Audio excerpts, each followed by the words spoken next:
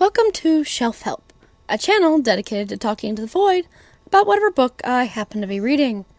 I'm your host, the reader. The following review will contain spoilers. This is fantasy folklore about the first people of Finland. I don't speak Finnish.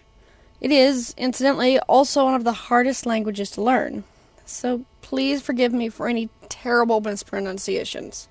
The story revolves around humans and the Jepmehunten,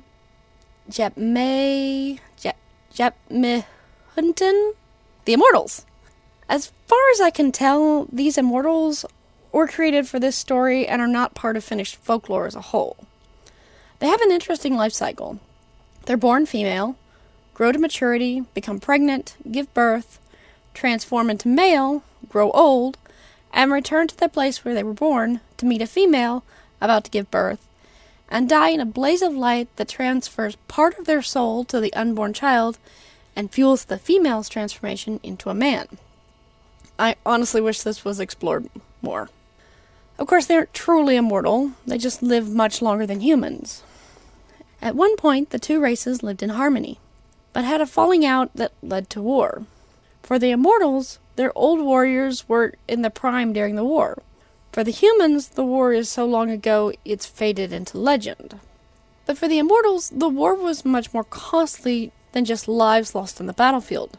Every man who died could not return to their origin to pass on their life, meaning a child would be born without a soul and the mother would die. So the elders found a way to bring their people into the Song of All. Everything has a song that defines who and what they are, even changing from moment to moment, and everything singing together is the Song of All.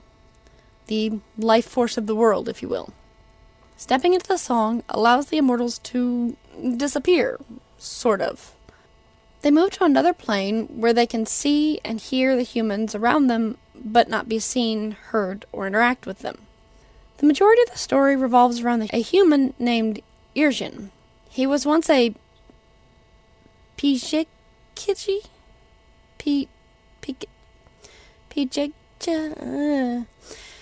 A group that to this day continues to hunt the Immortals. He was the best until he lost his taste for killing.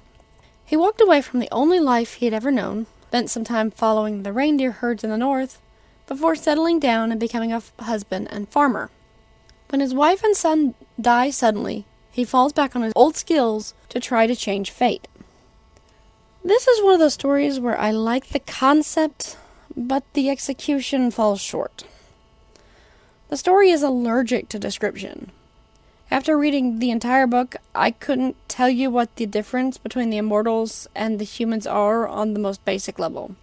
The only hint given is that the Immortals originally thought the humans were cute because of their wide-set eyes. Otherwise, I'm at a loss how to tell them apart. But where it really shows is the setting. I have no idea what the Immortals' home looks like. I think it may be underground somehow. The problem is that the scene of Irja's arrival is missing. That's a kind of an important scene. He's the first peaceful human they have ever encountered since the war, and he's arriving at their secret home. Not just that, he was a hunter. He made a living hunting them down and killing them. What did he see? How did they react? How did he not just end up dead?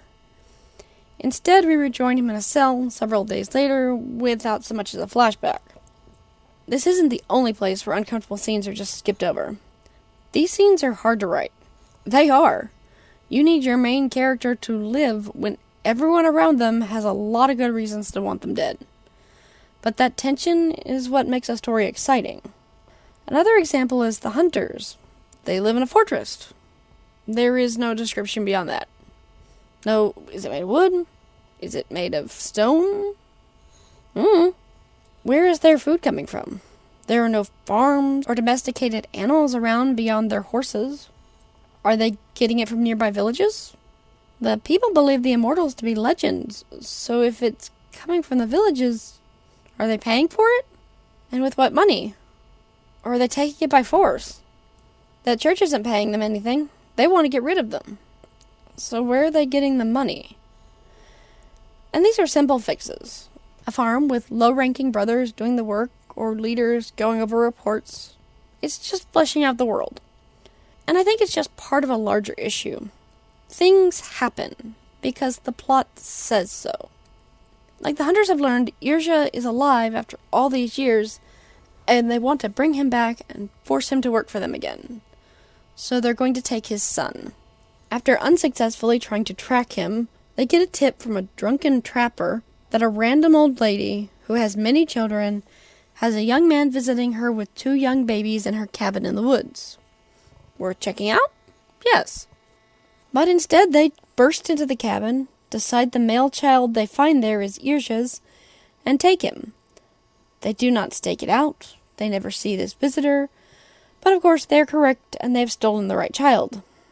Because the plot needs them to take that baby. But not the baby girl he also had with him because... no real reason, really. Misogyny, maybe?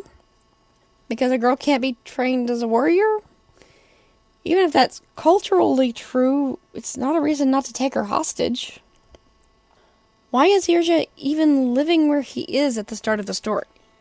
He left the hunters and went following the reindeers for 6 years, and when he finally settles down to be a farmer, it's less than a day's ride from the same fortress he went AWOL from. How did he live there that long without being caught? The village had to be one of those supplying the fortress. If it's getting supplies from villages, of course. There's a whole country he could have hidden in. Even if there are more fortresses, he didn't have to settle near the one where people would know him. But the plot needed him in that village. And kind of an underpinning to all of this is that it's a war story. The humans and immortals are heading for full-fledged conflict. War is hard to write and write well. The saying, an army moves on its stomach, is in and of itself true, but it's actually speaking to the wider issue of logistics. If you have 5,000 men, they need food, water, clothing, weapons, and medicine. And if you're on the march, you can't carry all that. You're going to need a supply chain. A supply chain that's going to need to be guarded and secured, because any general with half a brain targets the supplies. Writing war is like playing 3D chess against yourself while pretending you don't know your opponent's strategy. You have to know everyone's resources, supplies, supply chains, strengths, weaknesses, how they can be protected and exploited. You need intel on the opposition. How reliable that information is and how reliable they think it is are very different things and super important. The final battle is always the most exciting to write and read, but decisions made days, months, years before can decide how any encounter will go. And both sides are using the honorable warrior trope. And that's it. That's their whole strategy, beyond the hunters conscripting some farmers as cannon fodder. Now, I'm not an expert in Finnish traditional combat. But for every samurai, there was a ninja. For every knight, there was an assassin. For every Navy SEAL, there's a spy. Every culture, whether they acknowledge it or not, employs espionage. Because information is king. Your hammer can't pound in the nails if it doesn't know where they are and how many. Honestly, this is why the immortals should have wiped the floor with the hunters generations ago. The ability to disappear into the Song of All is framed as cowardice by the warriors on both sides. But it's an amazing strategic advantage. One immortal, unseen, unheard, could walk up to the hunter fortress, walk in when the gates are open, wait until everyone's asleep, pop out of the song, slash the leader's throat, and vanish. Hell, it doesn't even have to be that underhanded. They could have a whole army in place right outside the fortress, ready to take the hunters by surprise. The hunter's fortress only works because it isn't challenged in any real way. They would be more believable as a secret society, each living as a farmer or something, while secretly being a hunter. Leadership is scattered, orders are coded, no meeting larger than a handful of hunters, secret handshakes, code words, the whole shebang. And that's before we get into the understanding that the immortals are professionals who fought in the last war, and the hunters are amateurs, generations removed from anything but one-on-one skirmishes. This brings us back to Irshin, who is, according to the book, a legendary warrior. If you're going to frame your hero as a legendary warrior, he's going to have to behave like one, plan like one. His brilliant plan to rescue his infant son can't be to light a distracting fire, steal a uniform that does not even cover his face, walk into a fortress where people knew him from childhood, and walk out the front gate with a hostage infant while your singular ally shoots arrows pretending to be an attacking army. Yeah, plans go wrong. But that's why you have backup. And a backup to the backup. And when you've been sitting in a cell for months, after having completely failed to even consider chasing down the man who had your son, even though you knew where he was going, you better have a plan that doesn't depend on your enemies being blind, deaf, and stupid. And the hunters really aren't better here.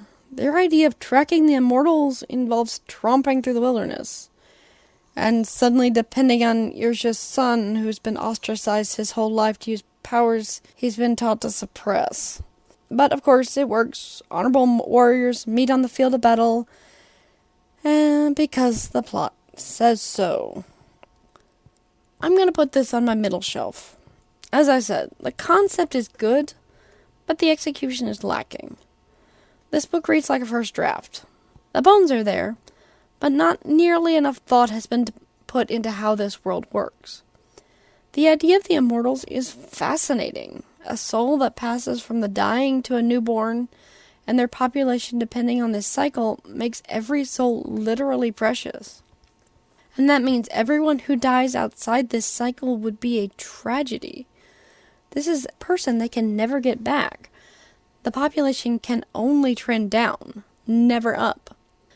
That is not the sort of people where dying honorably in battle is going to become a thing. Because that is a bunch of souls and they aren't getting back. Bloody conflict would be the absolute last resort. And that's even before they could vanish into the Song of All. Thank you for your time. I know everyone's mileage will vary, so feel free to leave your thoughts.